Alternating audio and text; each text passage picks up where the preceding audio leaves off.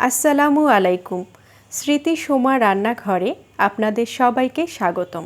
আশা করছি আপনারা যে যেখানে আছেন আল্লাহর অশেষ রহমতে ভালো আছেন। আজ আমি আপনাদের দেখাবো আমার মায়ের হাতের চিংড়ি মাছ দিয়ে কচুর লতি রান্না। চলুন তাহলে দেখে নেওয়া যাক কিভাবে চিংড়ি মাছ দিয়ে কচুর লতি রান্না করা যায়। কচুর লতি রান্না করতে লাগবে চিংড়ি মাছ, হলুদ গুঁড়ো, মরিচ গুঁড়ো, লবণ, রসুন বাটা, পেঁয়াজ, সয়াবিন তেল ও কচুর লতি। প্রথমে একটা কড়াই গরম করে এর মধ্যে চিংড়ি মাছ দিতে হবে। আমার মা এখানে চিংড়ি মাছের মাথাগুলো বেটে নিয়েছেন। আপনারা চাইলে শুধু চিংড়ি মাছ দিতে পারেন। পরিমাণ মতো পানি দিয়ে কিছুটা সময় এরপর সিদ্ধ করতে হবে।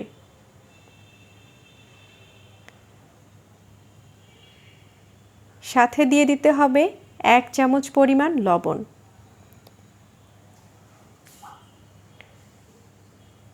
এরপর ভালো করে সিদ্ধ করে নিতে হবে।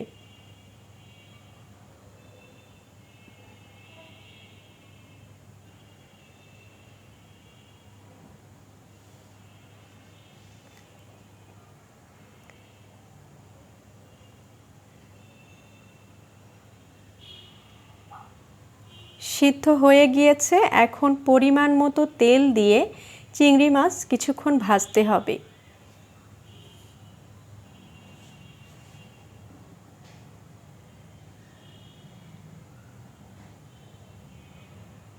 ভাজা হয়ে গিয়েছে।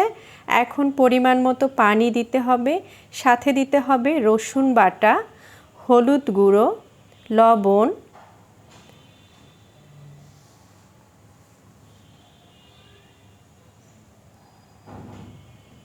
পেঁয়াজ কুচি ও মরিচ গুঁড়ো। এরপর কিছুক্ষণ ভালো করে কষাতে হবে।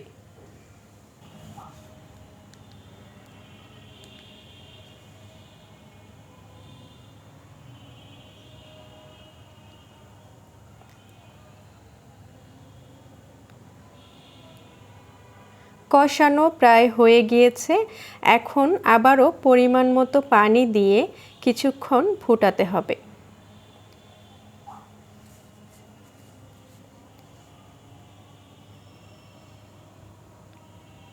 পানি ফুটে গিয়েছে।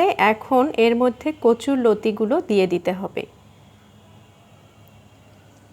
এরপর ভালো করে নেড়ে দিতে হবে যাতে প্রত্যেকটা উপকরণ খুব ভালো করে কচুর লতির সাথে মিশে যায়।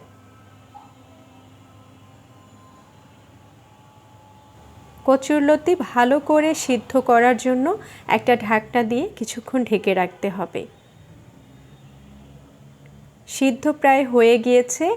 পানিটা সম্পূর্ণ টেনে গেলেই হয়ে যাবে কচুর লতি রান্না। সম্পূর্ণ পানি টেনে গিয়েছে। এখন নামিয়ে ফেলতে হবে। খুব সহজেই রান্না করা হয়ে গেল কচুর লতি। আপনিও চাইলে এভাবে কচুর লতি রান্না করতে পারেন। ধন্যবাদ এতক্ষণ সাথে থাকার জন্য।